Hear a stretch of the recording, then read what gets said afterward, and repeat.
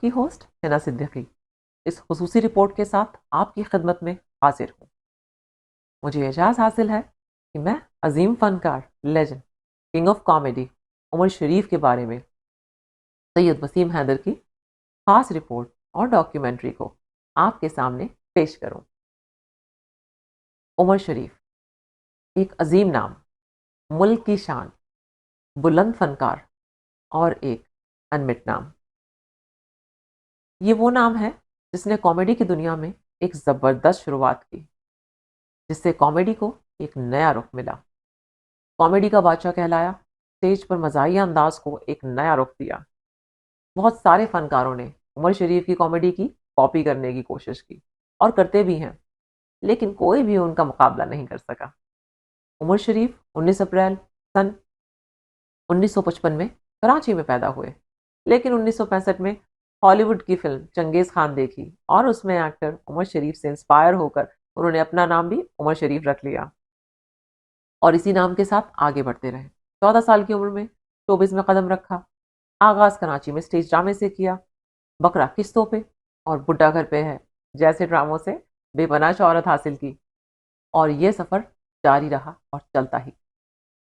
उसके बाद बेशुमार ड्रामे उन्होंने प्रोड्यूस किए, उसमें काम भी किया और शोहरत कमाई। स्टेज ड्रामों की कामयाबी के बाद उमर शरीफ ने फिल्मी दुनिया का भी रुख किया और काफ़ी कामयाब फिल्में प्रोड्यूस की और फिल्म के हर शोबे को आजमाया। वो बाहैसियत comedian, actor, director, producer, writer और होस्ट बनकर अपने जौहर दिखाते रहे। हुकूमत पाकिस्तान ने उन्हें तमगा इम्तियाज़ से नवाजा। इसके अलावा 10 निगार अवार्ड्स, 2 नेशनल अवार्ड्स, बोलन अवार्ड्स, वहीद मुराद अवार्ड्स और उसके अलावा बेशुमार एजाज़त से नवाजा गया। आज मैं आपको इस खुसूसी प्रोग्राम में उनके तासुरात सुनाऊंगी। आइए मेरे साथ चलिए, देखते हैं और सुने। उम्मीद है वसीम हैदर की ये पेशकश और कोशिश आपको अच्छी लगी होगी, लेकिन फैसला आपका है। बहुत बहुत शुक्रिया। पूरी रात मैंने इनको घूंघट नहीं उठाने दिया। जब ये गए मैंने रिवाइंड किया, वापस बाहर ले आया इनको। 2-3 दफा करीब भी लेके गया इनको, फिर कमरे से बाहर ले आया, फिर रात को फिल्म निकाल कर सोया कि मैं यहां सो जाऊं, ये कहीं वहां ना सो जाए। ये रिमोट कंट्रोल के पावर्स बता रहा हूं मैं आपको कि पावर क्या है रिमोट कंट्रोल का। तो आज की इस तकरीब के अंदर जो लोग बैठे हुए हैं कितने खुशहाल नजर आ रहे हैं। जो लोग अपनी गर्लफ्रेंड्स के साथ आए हैं उनकी तो खुशी काबिल दीद है, लेकिन जो अपनी बीवियों के साथ बैठे हुए हैं उनके हालात बहुत खराब हैं। उनके दिलों के हाल मैं जानता हूं।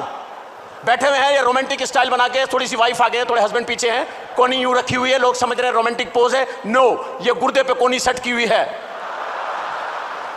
जरा से इधर उधर हुए डजम। शौहर बीवी के साथ बैठा, बिल्कुल ऐसा लगता है जैसे फलस्तीनी इसराइली के बराबर में बैठा हुआ है।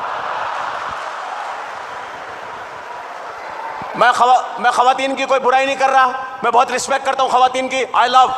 लेकिन खवातीन 4 शादियों की इजाजत है हमारे यहाँ। स्टेज पे से बाहर निकले थे तो मैंने कहा आप क्यों रो रही है। मैंने कहा इंटरवल हो गया, अभी 1 घंटे बाद ड्रामा खत्म हो जाएगा और मेरा कोई सीन नहीं है। तो आप यकीन जाने कि उमर ने 5 मिनट में खड़े खड़े मेरी वो एंट्री बनाई है, सिचुएशन पूरी बनाई क्या, और पूरे डायलॉग के साथ मेरा एक डायलॉग उमर बोलते गए और असिस्टेंट लिखता गया है। और उन्होंने कहा कि बस ये आपके पास 10 मिनट है, ये जो 5-10 मिनट का जो ब्रेक है इसमें आपने इसको याद करना है। तो चलो मेरे लिए तो याद करना इतना कोई मुश्किल नहीं था, बट मैं ये हैरान होती हूँ कि कैसे वो सिचुएशन बनाते थे और कैसे वो लिखते थे। तो इस तरह हमारी मुलाकात हुई और उसके बाद फिर उनके साथ हर ड्रामे में। दोस्तों, आप सभी को जॉनी लीवर का बहुत बहुत प्यार और सलाम। मैं वसीम हैदर साहब का शुक्रिया अदा करता हूं।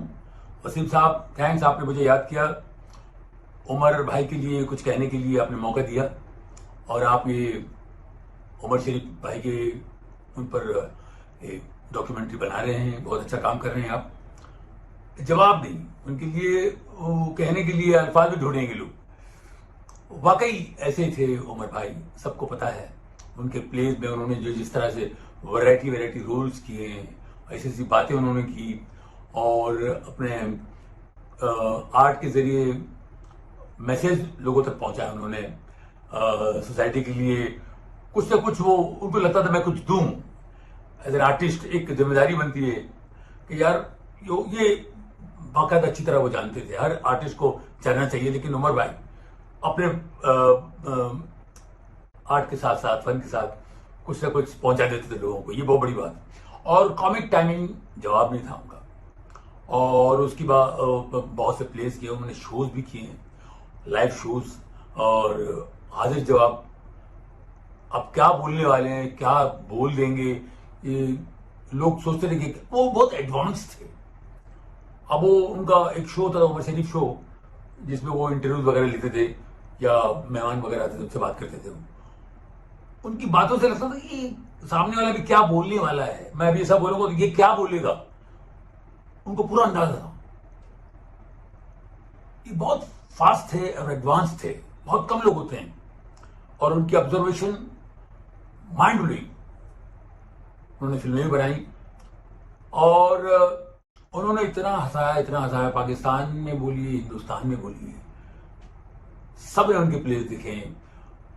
बकरा किश्तों में ये जब प्ले आया तो वो इतने मशहूर हुए थे कि हिंदुस्तान में वो कोई फिल्म लिखने के लिए आए थे 1990 में, तो उसी वक्त बकरा किश्तों बहुत फेमस हुआ था। तो मेरी मुलाकात हुई उमर भाई से बॉम्बे में, 3-4 दिन में उनको मिलने जाया करता होटल में। बैठ के हम लोग बातें करते थे, एंजॉय करते थे। उनकी बातों से लगता था यार, मैं सोचता था यार क्या खोपड़ी है इस आदमी की, यार क्या सोचता है, कैसे बोलता है ये आदमी, क्या ऑब्जर्वेशन है। म्यूजिक के बारे में नॉलेज और एक्टिंग के बारे में बोलिए, ह्यूमर के बारे में, और ऐसी ऐसी बात करते थे, बहुत बड़े फिलोसफर हैं। तो ये सारी क्वालिटीज थी उनके अंदर। बहुत बड़े आर्टिस्ट थे और क्या क्या काम किया उन्होंने। मैंने भी बहुत काम किया है, लेकिन ये जो करते थे वो मेरे लिए मुश्किल था, मैं नहीं करवाता था। वो कहीं भी कुछ बोलना हो, एंकरिंग करते थे, वो पूरे शो को उठा लेते थे। तो ये क्वालिटीज थी उमर शरीफ में। वो ऐसा आर्टिस्ट बहुत मुश्किल से पैदा होता है। एक आर्टिस्ट होता है, एक उमर शरीफ आया और गया, दूसरा नहीं होता।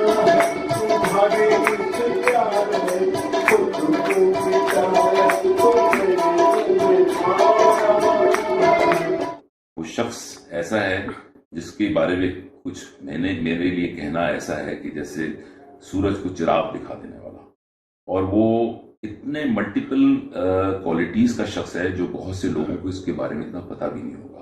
और वो नाम है उमर शरीफ का। एक ऐसा नाम जो दुनिया में जहां भी उर्दू बोली जाती है या समझी जाती है, और जहां नहीं भी समझी जाती है, वो उस पूरी दुनिया में तमाम लोग उमर शरीफ को जानते हैं। खुदादाद क्वालिटीज का मालिक। इत्तफाक की बात है कि मेरी उनसे मुलाकात टीवी स्टेशन पे हुई, कासिम जलाली साहब के कमरे में हुई, और छुट्टे ही उन्होंने शायद पता चल गया कि मैं हाथ देखना जानता हूं। उन्होंने कहा यार मुझे बताओ कि मेरे दिल की और दिमाग की लाइन एक है, इसका क्या मतलब है। तो खैर मैंने उन्हें जो भी था वो मतलब बताया। तो इस तरह मेरी उनसे दोस्ती और मुलाकात हुई। और ये वो दौर है जब उमर शरीफ सही मानों में उमर शरीफ नहीं थे, और वो कासिम जलाली के बहुत से प्लेस में किया काम उन्होंने, और उन्होंने उन्हें काफी प्रोजेक्ट किया। उसके बाद फिर मेरी मुलाकात ऑफ एंड ऑन होती रही, और फिर दुबई में मुलाकात हुई। और दुबई के अंदर जब मुलाकात हुई तो वो जब भी दुबई आते थे हमारी मुलाकात उनके साथ जरूर हुआ करती थी। तो वहां पे वो जो फेस्टिवल्स होते हैं दुबई के, उसके अंदर उन्हें परफॉर्म करना था, और मैं वहां पे उस जमाने में ही रहता था। तो इनको लेके हम जब पहुंचे तो गेट पे जब पहुंचे तो जाहिर है पास वास तो हमारे पास थे नहीं और गेट बंद थे। तो खैर जब वो आदमी अंदर आया अरबी, तो मैंने उससे अरबी में कहा कि हादा फन्नान कबीर मिन पाकिस्तान, कि ये बहुत बड़े अदाकार हैं पाकिस्तान के। तो वो मैंने जब अरबी में उनका तारुफ कराया तो खैर उन्होंने कहा, और फौरन उन्होंने उमर शरीफ को तो जाहिर है वो अरबी भी पहचानते थे, दरवाजा खोल दिया। तो हमेशा जब भी वो मुझे मिलते थे तो बहुत हंसते थे और कहते थे हादा अना फन्नान कबीर, कि मैं बड़ा स्टार हूं, अरबी में कहते थे। तो खैर इस तरह था। इसके अलावा आप लोगों ने तो उन्हें उनकी एक शख्सियत देखी है, एक एंगल से बहुत लोग जानते हैं इस बात से कि वो एक जिस महफिल में बैठते थे स्पॉन्टेनियसली वो सबको हंसा सकते थे। उनमें ये क्वालिटी थी, खुदादाद क्वालिटी थी, ये सीखी नहीं जा सकती, अल्लाह की तरफ से उनको देन थी। तो आपको ये हैरत होगी कि उनकी नॉलेज जो थी इस्लाम पे और मजहब पे बेइंतहा नॉलेज थी। हम एक दिन एक होटल के अंदर बैठे हुए थे और वहां पे कोई मजहब के ऊपर बात शुरू हुई, तो इन्होंने जो पूरी 15 मिनट की एक इतनी जबरदस्त स्पीच दी कि हम खुद हैरान थे कि उमर शरीफ की इतनी इन डेप्थ नॉलेज है इस्लाम के बारे में, हमारे मजहब के बारे में। कि अगर इंसान अपना किरदार बना लेना तो वो अपने माँ बाप का नाम और उनके अंदर खुदा ना खास्ता कोई खामी है तो उसे भी पूरा कर। अस्सलाम वालेकुम जी, मैं बहरोज सब्जवारी हूँ और मेरी खुशनसीबी है कि इतने बड़े फनकार उमर शरीफ के लिए मैं कुछ कहूँ। अल्लाह ताला सबसे पहले तो उसको गरीक रहमत करे। बहुत बड़ा फनकार जिसकी कोई मिसाल नहीं मिलती और बहुत अच्छा दोस्त, बहुत अच्छा हमारा साथी। हम थिएटर के साथी 1974-75 से मैं उमर शरीफ को जानता था। बहुत सा वक्त साथ गुजारा। बहुत अल्लाह ताला ने उसको बहुत ज़बरदस्त दिमाग अता किया था, फिलबदी जुमले, और बहुत अच्छा राइटर था। मैं बात बता रहा हूँ, उस वक्त मैं जैकब लाइन, कराची में एक जगह है जैकब लाइन, अब वो लाइन्स एरिया हो गया, मैं वहाँ रहता था और उमर शरीफ लालू खेत सिंधी होटल पे रहते थे। तो अक्सर मैं अपनी बाइक पे होंडा 50 मेरे पास होती थी, उनको पिक करने जाता था। मोइन अख्तर भी उसी गली में रहते थे, सिंधी होटल लालू खेत। बड़ी यादें हैं, हमने बहुत अच्छा वक्त गुजारा एक साथ, बहुत काम किया, दुख सुख के साथ ही रहे। ज़बरदस्त शख्सियत और अल्लाह ताला ने ऐसा दिमाग दिया था कि उसको 3 दिन के लिए किसी एक कमरे में बंद कर दिया जाता था और पूरा थिएटर का ड्रामा लिखकर वो आ जाता था। मैं आपको बता रहा था कि वो बिल्कुल हार्ट ब्रोकन था जब उसकी बड़ी बेटी का इंतकाल हुआ। मैंने भी उसे बहुत, क्योंकि ये तो अल्लाह ताला का कानून है, वो जिसको चाहता है अपने पास बुला लेता है, सबको जाना है। कुल्लु नफ्सिन ज़ाइक़तुल मौत। लेकिन मुझे यकीन है कि उमर शरीफ ऊपर भी सबको बहुत असर होगा। आप ये काम कर रहे हैं वसीम हैदर साहब और आपकी टीम, बहुत ज़बरदस्त काम है, क्योंकि असल में बदकिस्मती यह है कि हम जाने के बाद बहुत याद करते हैं, जिंदगी में कम याद करते हैं, लेकिन फिर भी कुछ ऐसे लोग हैं जिनको आप भूल नहीं पाते। उमर शरीफ उनमें सर फहरिस्त।